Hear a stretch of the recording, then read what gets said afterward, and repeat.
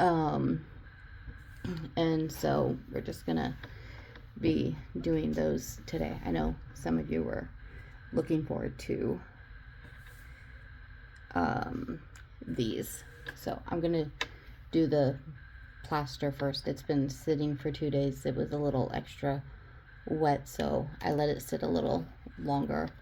I tried to get all of the bubbles out of it, but I don't know. I have an issue with this lid mold. No matter what I do, it always bubbles around the rim. I push it in, I tap it out. I don't know if anybody has any suggestions. Yes, I do the pinching too, but anybody has any suggestions, I will take them, because I'm getting really irritated with the bubbles that are consistently going on there. I don't know if I like the colors. I used some soap dye to try and make the colors a little brighter, and it doesn't look like it really worked the way I wanted it to. Kind of, there you go, that looks a little better. Toying with the direction of how I am having the tripod set up. Sorry guys.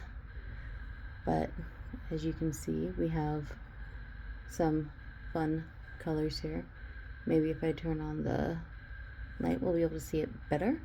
But I mixed glitter in just to try and give it a little extra. But you can see here where the wet was, and I think that's maybe what the problem was. I don't know. Like I said, if anybody has any suggestions, I'm open to suggestions here. Don't mind the bag in the background. And then this is the base. It's actually for an outdoor ashtray, so I don't know if those holes really are going to make much of a difference there.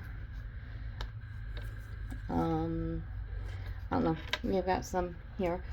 I don't know. I did what I could with the bubbling. I thought I was doing okay, but apparently I wasn't. Oh, well, that was a nice loud snap. Sorry, guys.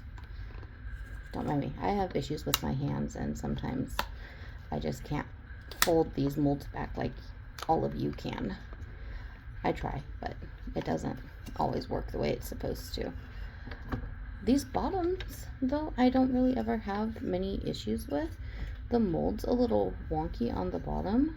Oh, well, we do have ourselves a nice little hole here, but otherwise it turned out pretty okay. I don't think it's going to end up in the oops pile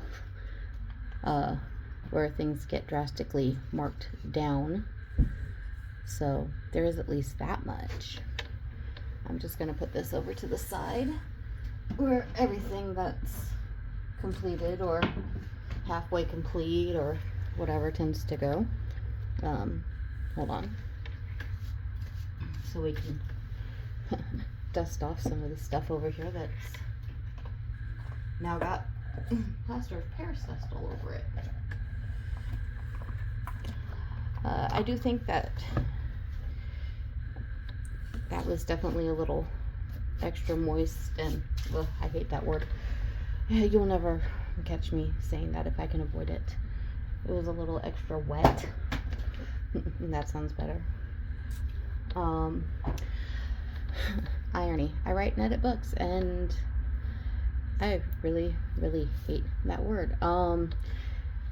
So one of the other resin artists I follow did a seashell bowl mold, and that really made me want to take the seashells I have when I got my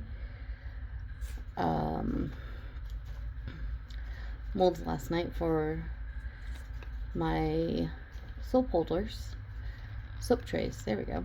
English is pervading me tonight.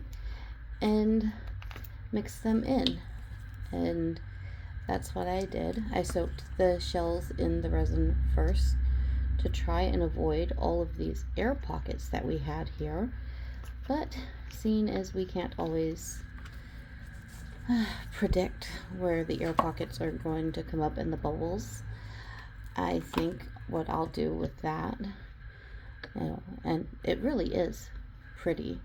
and they're just right here on the bottom. I'll just take some UV resin probably and just fill in the holes and just cure it, and it's not that bad.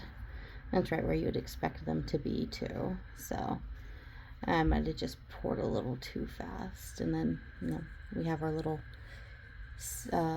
wave there to try and get a little more of a wave pattern here. Failed a little, but that's okay. It's not a big deal. It still looks really, really pretty. At least I think it does.